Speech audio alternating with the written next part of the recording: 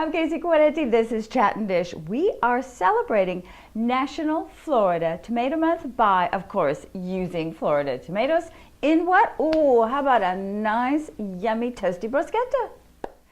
We're going to need a loaf of bread, nice and crusty and crunchy, please.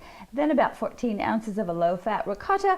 We're going to need about 1.5 cups of tomatoes. I've got grape tomatoes and also some chopped tasty leaves. Both are absolutely fabulous.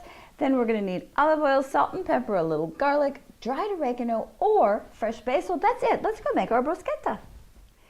If you're using a Campari, an heirloom, or a tasty leaf tomato, you need to take the core out and then cut the tomato in half. What I want you to do next is just grab it in your hand and give it a squeeze, because that way the seeds are going to pop right out.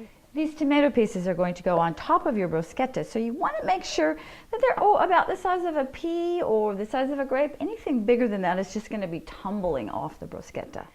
If you choose to use the grape or cherry tomatoes, all you have to do is slice it in half lengthwise. We just need to slice our bread, about 1 inch thick, and I always like to do this a little bit on the diagonal. I just think the slices are a little prettier that way. Grab your bread slices and head over to a hot grill pan.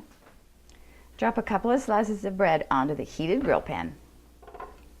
When the bread's nice and toasty on one side, go ahead, flip it over and toast the other side. I've got all my toasted bread on a nonstick foil lined baking sheet. I don't use parchment paper if it's going to go under the broiler, and today this is going under the broiler.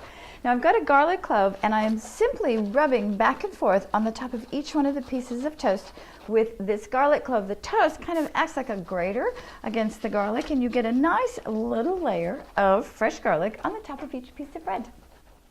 I'm just grabbing a couple tablespoons of the fresh ricotta and spreading it all across the top of our toasts.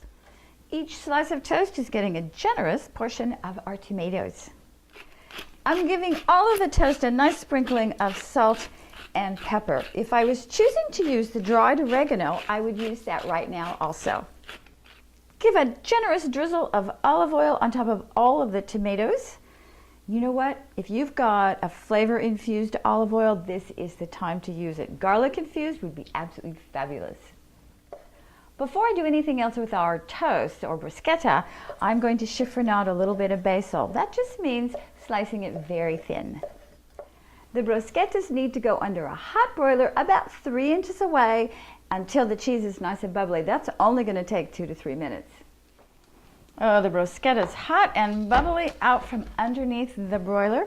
Now, all we have to do is drop our fresh basil right on top of each one of our bruschetta. In this house, I always claim the tiny little baby bruschetta as my very own.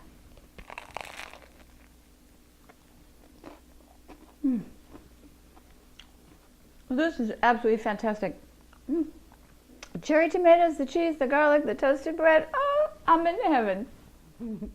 As always, thank you for visiting. Don't forget to take advantage of National Florida Tomato Month by making you and your family a lovely fresh tomato bruschetta.